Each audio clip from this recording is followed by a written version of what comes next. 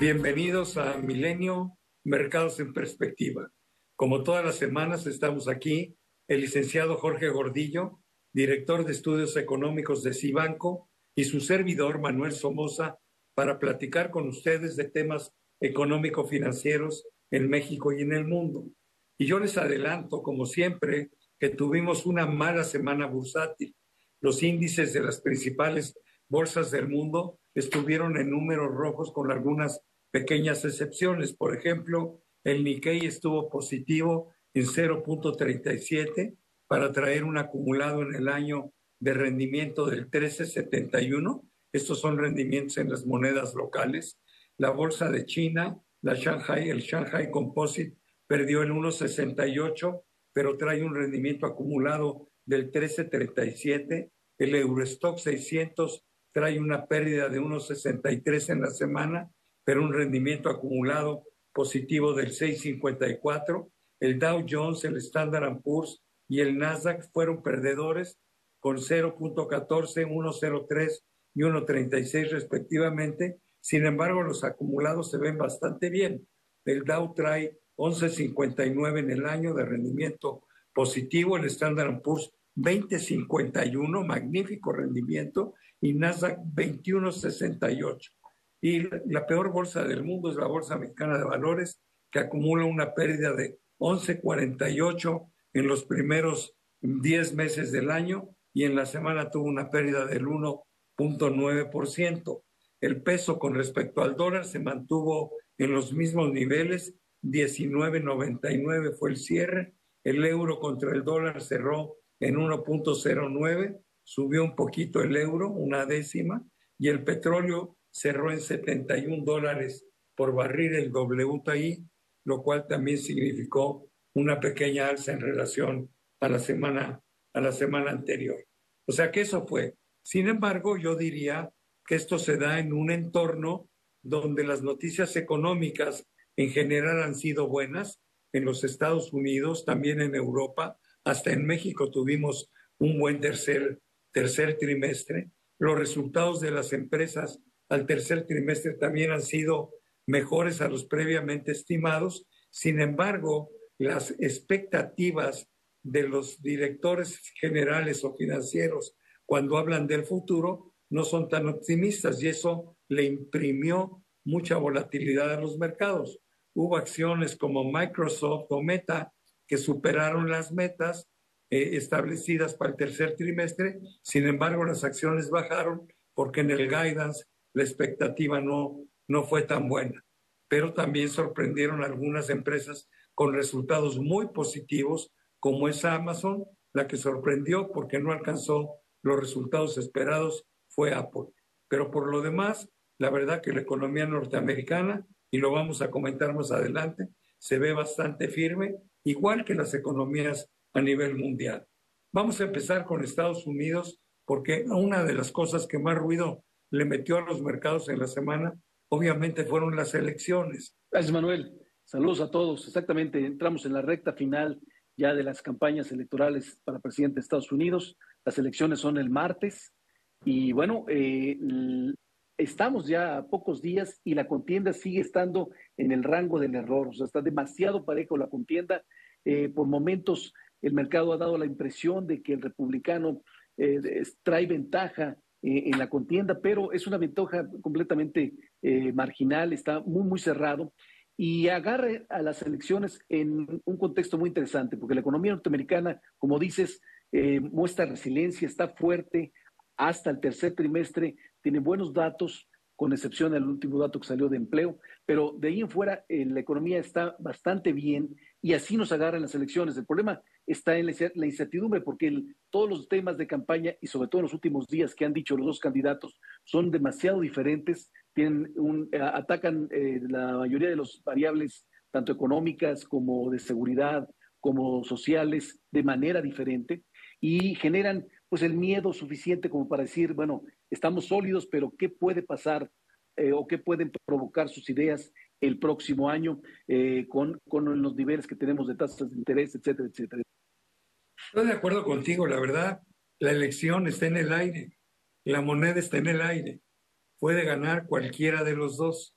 O sea que vamos a tener una semana, por lo menos un lunes y un martes bastante difíciles para los mercados.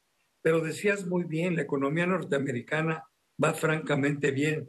El tercer trimestre cerró con un incremento del 2.8%. Eso es magnífico. Además, el consumo se incrementó 3.7%. Es la fuerza que está detrás de la economía. El único, bueno, la creación de empleos en el sector privado fue de 233,000 personas. El único dato que salió mal fue el del empleo total, la nómina no agrícola que salió el viernes, que salió en 12,000 cuando se esperaban 111,000, pero hay razones muy claras que lo explican. Los huracanes tan importantes y además la huelga de Boeing. O sea que si tomamos esto en consideración, el dato del empleo está más que justificado, porque además la tasa de desempleo se mantuvo en 4.1%. O sea que yo veo esa economía muy enfilada hacia un aterrizaje suave, pero bueno, vamos a ver la volatilidad que le imprime este tema de las elecciones. También tenemos buenas noticias en Europa, ¿no? ¿Por qué no nos las comentas, mi querido Jorge? Sí, también salió el PIB del tercer trimestre en Europa, mejora lo esperado, quita un poco el fantasma recesivo que hemos mantenido en los últimos trimestres en esa zona. Sin embargo, no, tampoco vemos así como un cambio significativo en la percepción de Europa. Sí nos gusta el dato que se dio, sí ayuda a pensar que están en mejores condiciones a las que veíamos, pero tampoco creemos que va a ser un cambio de tendencia. Seguimos viendo un problema estructural en Europa que se puede mantener un poco más hacia adelante, ¿no? Oye, y en México también hubo una sorpresa en el tercer trimestre, ¿no? ¿Por qué no la comentas? Sí, bueno, veníamos registrando crecimientos muy bajos trimestrales en primero y segundo trimestre, y el tercer trimestre creció un poco más de lo esperado y más de los trimestres anteriores.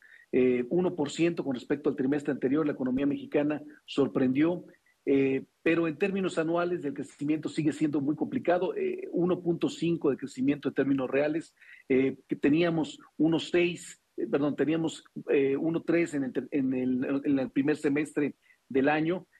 Nos había preocupado que el crecimiento anual del segundo trimestre era del 1%, por eso estamos contentos con el dato, pero en el acumulado del año el crecimiento sigue siendo muy bajo, 1.4% en términos reales. Es muy probable que cerremos el año así, entre 1.4 y 1.5% en todo 2024. Ya las perspectivas de deterioro económico para este año ya se frenaron. Esa es buena noticia. El problema está en el próximo año. Aquí sí la percepción sigue deteriorándose. La mayoría de los analistas está pensando que vamos a crecer, si nos va bien, 1% en términos reales, con todo el riesgo de que incluso puede ser una recesión técnica. Sí, pudiéramos tener una contracción en el 2025, ¿no? Digo, si atendemos a lo que históricamente sucede en el primer año de cualquier administración. O sea que las noticias desafortunadamente no son buenas. Pero también hubo buenas noticias en Asia. China mejoró, ¿no? En sus indicadores adelantados, ya está nuevamente en un periodo de expansión, lo cual, bueno, pues beneficia a todo el mundo, ¿no? Yo me gustaría utilizar estos 2 minutos y pico que nos quedan para platicar del tipo de cambio. El tipo de cambio, pues ha evolucionado, está arriba de los 20 pesos por dólar, y la razón más importante, pues es que Donald Trump de repente se vio como... Y Donald Trump es una mala noticia para México y una mala noticia para el peso. Entonces, en esa medida, pues creo que es... Pero me voy a atrever a decir algo.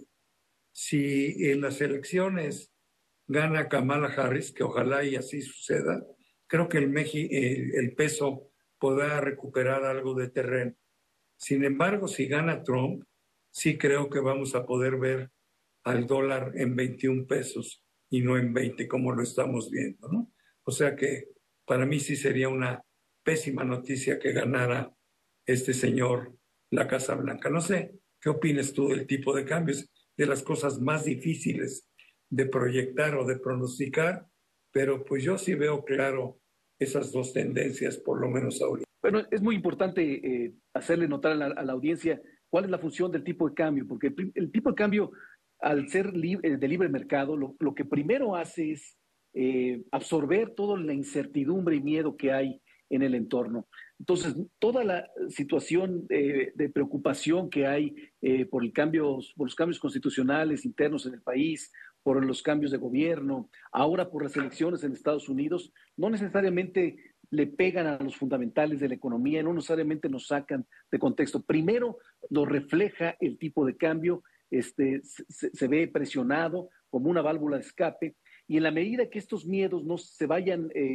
apagando o vayamos teniendo más información, entonces el tipo de cambio retoma cierta nivel de tranquilidad. Y eso es lo que va a pasar, lo que está pasando con el tipo de cambio. Vimos una depreciación del 19 al 20 por esta preocupación de las elecciones en Estados Unidos. ¿Qué pasa en los últimos días? Bueno, puede irse, como dices, puede llegar al 21, puede llegar al 20-50.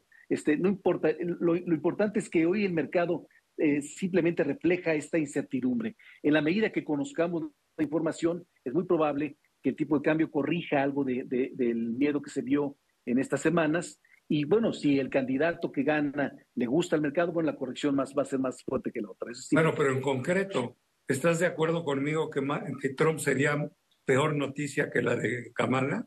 Para los mercados financieros, sí, la Y para el incertidumbre. peso. Y en específico para el peso, sí, porque en la impresión del mercado es que vamos a tener una preocupación, una rigidez y complicación en las políticas que ha dicho vamos a vivir en los términos comerciales, en los aranceles. Esto le preocupa al mercado y claramente por eso es que si gana Trump veremos un poco más presionado el peso a que si lo hiciera la candidata demócrata.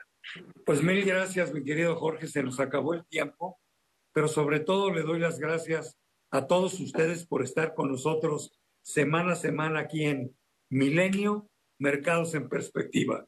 Nos vemos pronto para comentar el resultado de estas elecciones que serán muy importantes para México. Buenas noches. Buenas noches, que estén muy bien.